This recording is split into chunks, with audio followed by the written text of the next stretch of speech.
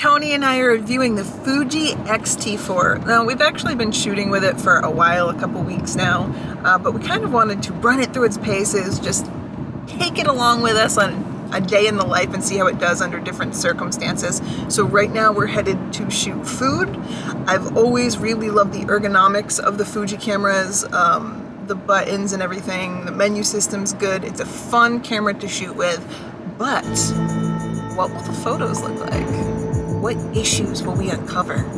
How will Tony enrage the Fuji folks next? It remains to be seen. This review is brought to you by KEH. KEH.com is the #1 site for selling and buying used gear. Thanks, KEH. We're gonna go get some food at our favorite restaurant. I don't mind carrying the XT4 to lunch because it doesn't look like a big dorky 80s SLR. It looks like a 60s film SLR, which is cooler. It's also a little lighter. The sensor stabilization gave me about 3.5 stops extra hand holding with my unstabilized lenses, perfect for shooting indoors. This is David, and he makes my favorite Puerto Rican food. We're here all the time, right? Yeah. We're like family now. You just made Nana Lucy so mad.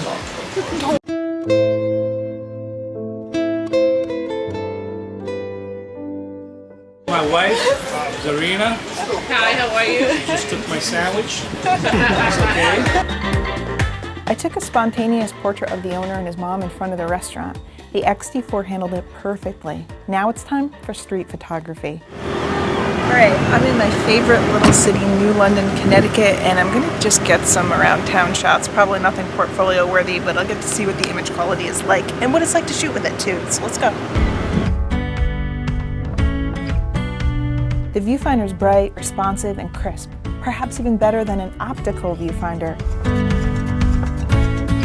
I'm gonna take pictures of the whale tail fountain, but I want some separation from the buildings behind it. So I'm gonna use the articulating flippy screen to get down low. It's not just for looking at yourself, it's for getting lower angles. Before you ask, the case is made by Kaza. The touchscreen works okay. It's better than Sony, but it's not as good as Canon. It's fine.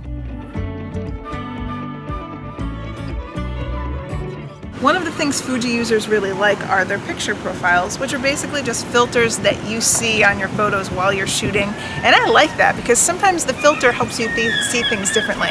So I'm gonna put on the black and white filter and take some architecture pictures around the city. How's the rear screen in the sun? It's good, actually. You can see pretty well. One reason I really love the electric viewfinder is that it lets me see black and white, helping me know exactly what results I'll get. By shooting RAW plus JPEG, I gave myself the option of converting the pictures back to color in Lightroom or Capture One.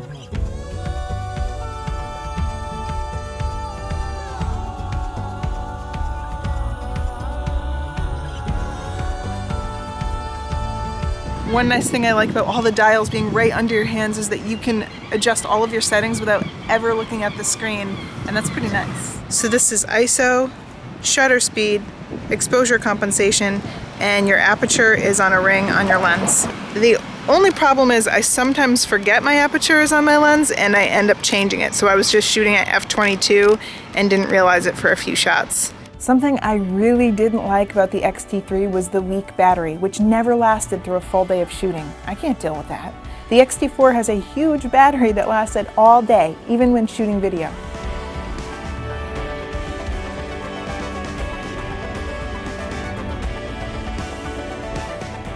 I've taken a lot of mediocre pictures, but I'm having a blast doing it.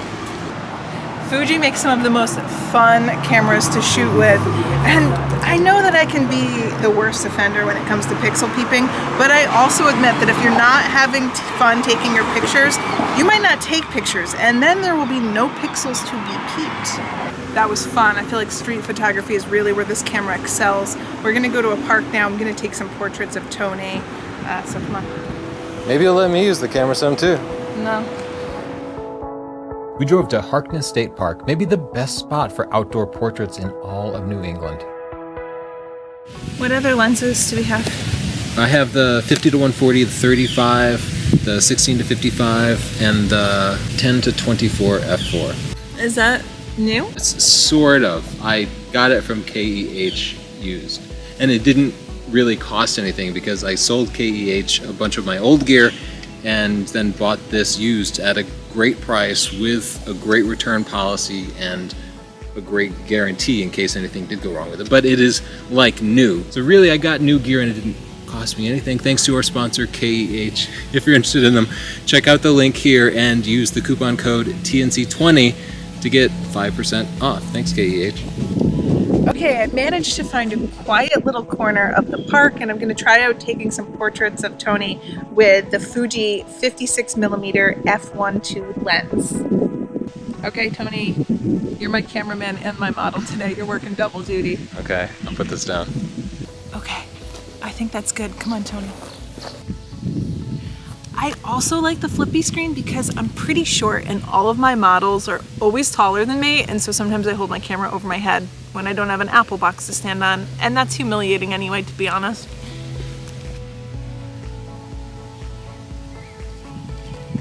The color in bokeh looked great, but Tony's white shirt tricked the Fuji into underexposing his face. Other modern mirrorless cameras do a better job of auto-exposing portraits. Okay, Tony just stole the camera from me, so I guess I'll let him take a few pictures of me and see what he thinks of it.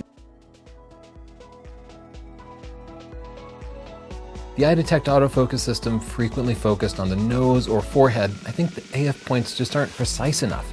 Shooting headshots at f1.2, this was obvious, but you probably wouldn't notice it at f2.8 or above.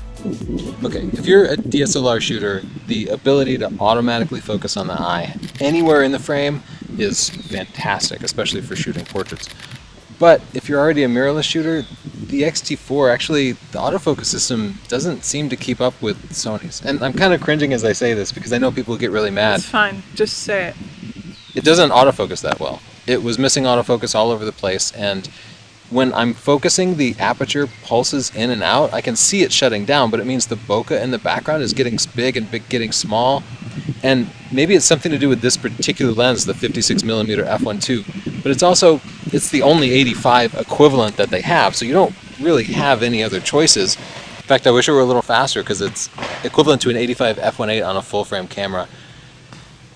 And full frame cameras in Canon, you can go up to 85 f1.2, so your options are a little limited. Hoping the XT4 would do better in a studio environment, we headed home. So I have Tony here modeling for me. Of course I have the XT4. I have the whole thing tethered here and I'm using Capture One. And then I'm also, I just almost died. I'm also using these gelled Godox strobes, a beauty dish, and another gelled strobe right up here. And my studio is a real mess. Oh, one more thing, the thing I just almost killed myself on. This piece of glass that I sprayed with water. In the studio with our gorgeous gravity backdrop, we didn't need to worry about blurring the background. Shutting the aperture down to f8, the IAF worked better, or at least it wasn't as obvious when it missed focus. But you can see the IAF frequently loses track of the face and reverts back to focusing at the selected AF point. It's just not as good as Canon or Sony, but Fuji has a habit of fixing our criticisms with firmware updates, so subscribe to see that future review.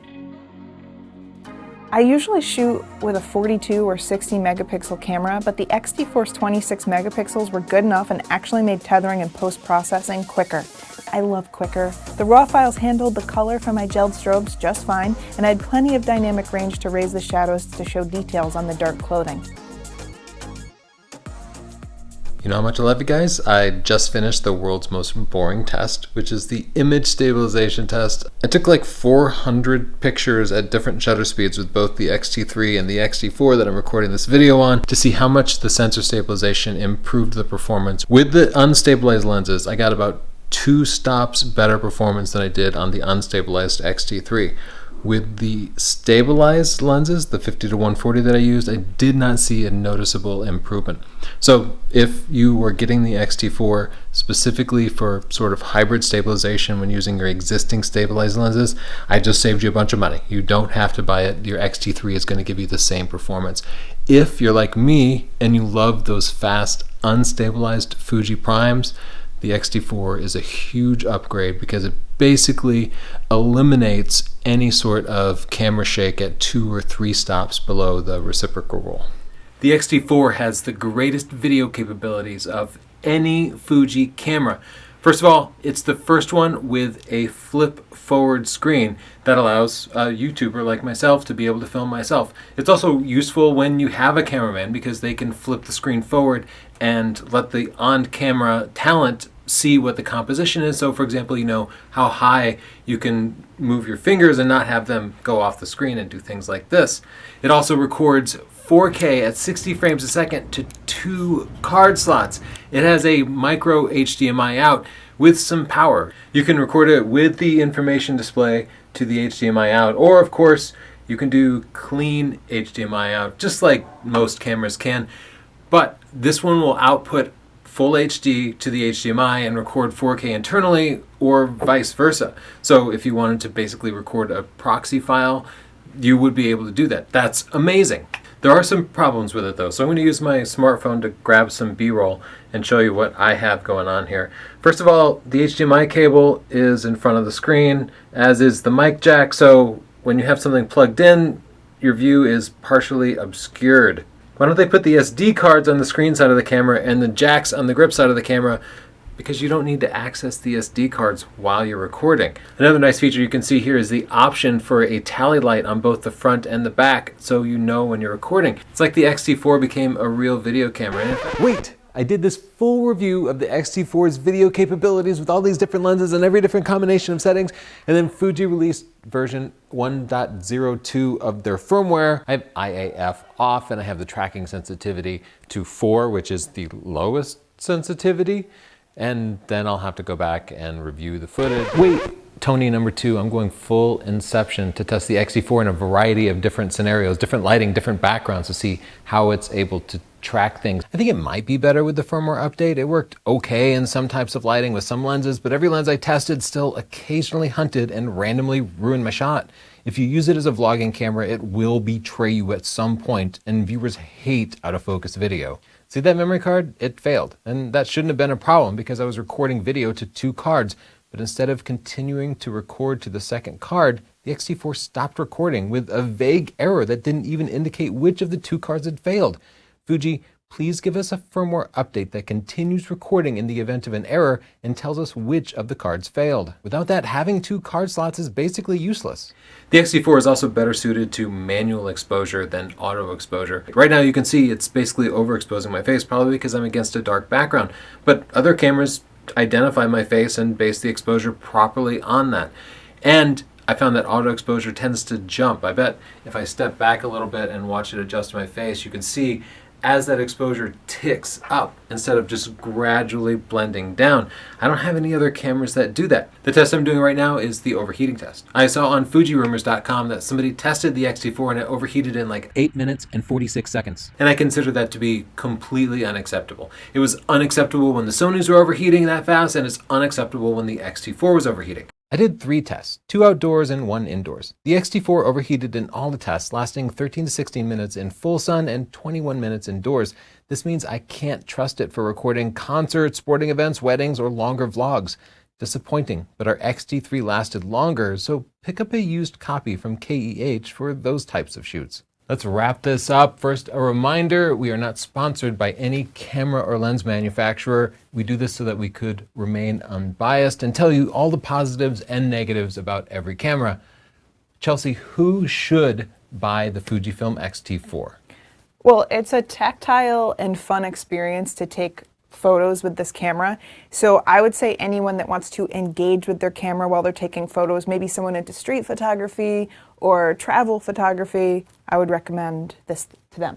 I think of it like a sports car with a stick shift, you know? Yeah. You're in there, you're having fun, but would you pick that if you needed to bring mulch back from Home Depot or you needed to take 4 kids to the soccer game. I think you're making a good point, and that's what makes these camera reviews difficult. They're all a tool. What would you use them for? And this is the camera that I take with me when we're doing a day trip somewhere, or if I might be taking photos or doing street photography and I just want to sling it over my shoulder. It's fun to use. As an existing XT3 owner, my biggest complaint was that it was not stabilized, and all my favorite Fuji lenses were not stabilized, and I would always end up with a bunch of images with camera shake. And I loved using it, but camera shake is not fun.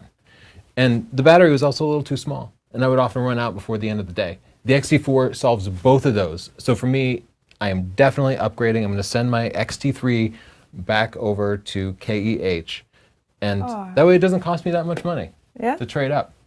Good plan. Would you recommend it to professional portrait photographers? A professional portrait photographer could definitely get the job done. It would not be my top choice for a portrait or studio camera. I looked at KEH, and you can get a used Nikon D750 DSLR for less than $800. And you can get that and a 70-200 f2.8 for less than the price of just the XT4 body alone. And if I were an up-and-coming professional working photographer, I'd probably push them in that direction because all the lenses are going to be a little bit more powerful and a little bit less expensive. Even though it's not as beautiful, it's not as cool, if you're more the practical type, there's probably better values out there. And if you had to be in the mirrorless world as a portrait photographer, I'd probably push you to the Sony a7 Mark III right now, as it's the only camera in this price range with 2 card slots and a good lineup of portrait lenses. I did the video test on this, and I was really disappointed with that aspect of it. Even with firmware 1.02, the continuous autofocus was unsatisfactory. And that's not how everybody's going to use it. I know the real filmmakers don't use the flippy screen and such, but they put a flippy screen in there because they wanted to market it to vloggers. So that's what we tested it for, and that's how I hope to use it. It's a no-go. I'd rather go with a $900 Canon EOS RP or even the $400 Canon EOS M50 over this. I hope this has helped you make a buying choice. Thank you to our sponsor, KEH. If you want to buy any type of camera gear and get the best price possible, head over to KEH. You get a 14-day return policy and a 180-day guarantee, so they'll fix something if it breaks. KEH is the company I recommend to my friends when they talk about buying gear. I'm like, you can get it for less expensive use. You can go to KEH.com. They have great deals, and then I tell them they're my sponsor, but I do like them. Be sure to subscribe because in a few days I'm going to publish a review of speed boosters for the Fujifilm X-T4 that give you autofocus with full frame Canon lenses so you can get real full frame results out of this APS-C camera. And so far they work pretty good. Thanks and bye.